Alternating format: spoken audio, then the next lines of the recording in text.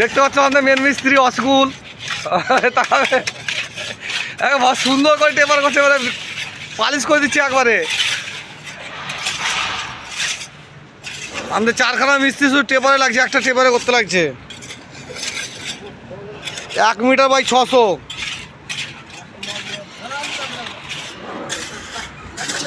আমাদের engineer sir 24 ঘন্টার জন্য দেখাশোনা করছে আর কি, ফাঁক নেই।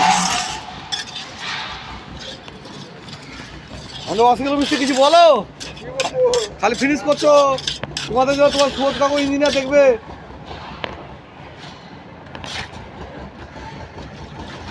ও মিস্ত্রি ঠিক আছে তো, ঠিক আছে তো, ও লিয়া কত ঠিক আছে তো?